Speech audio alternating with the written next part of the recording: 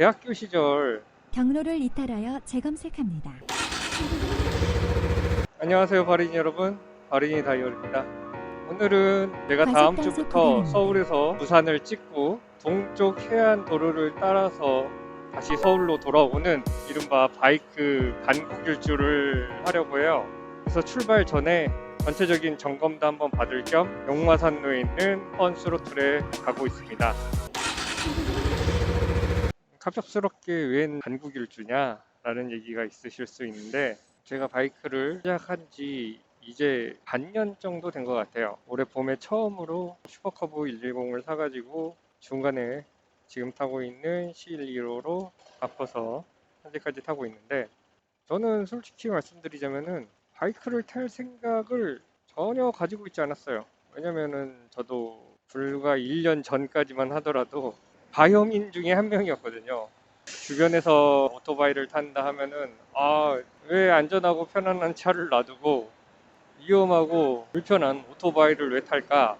라는 생각을 가질 정도로 굉장히 바이크에 대한 1km 생각을 좋게 가지고 신호 있지 위반 과속 단속 않았던 구간입니다. 사람 중에 한 명이었습니다. 그런데 갑자기 왜 바이크를 타게 되었느냐? 물론 여러 가지 이유도 있겠지만 그중 나름 지분의 높은 순위를 차지하고 있는 이유가 대학교 시절 동기 형과의 인연이 영향을 줬습니다. 사실 학교를 다닐 때는 특히 그 형이랑 그렇게 많이 친하지는 않았어요.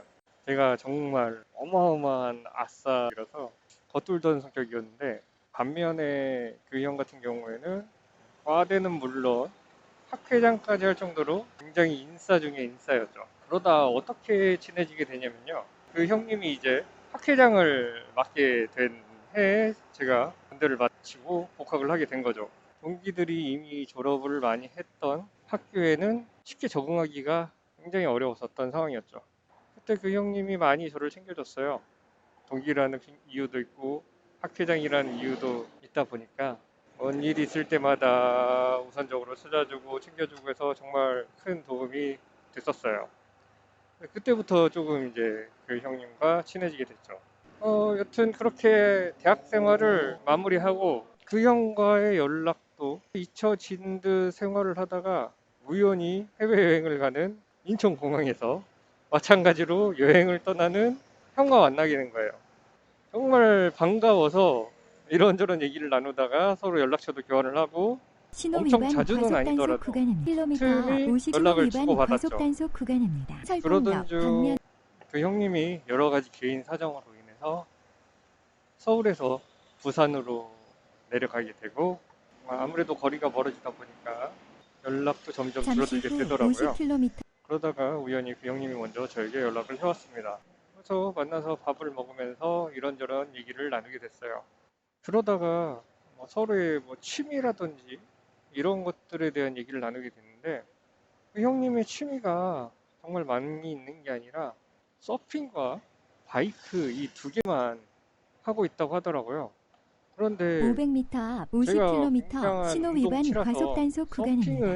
서핑은 자신이 500m 앞 없었고, 동대문 구청 그때 당시 제가 넷플릭스에서 정말 재밌게 봤던 프로가 노홍철 형님과 비 형님이 함께 바이크를 타고 제주도를 일주를 하는 먹보아 털보였어요.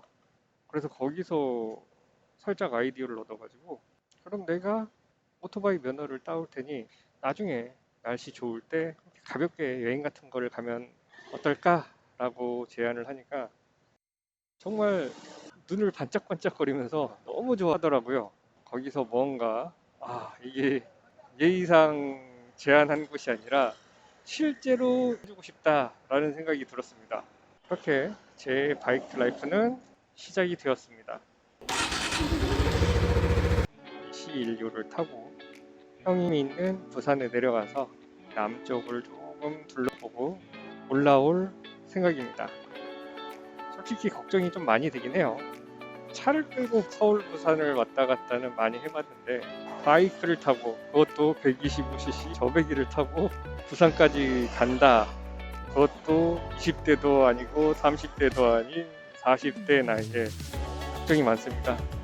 그래도 이미 가기로 마음을 먹었으니까 조심해서 갔다 와 보려고 해요.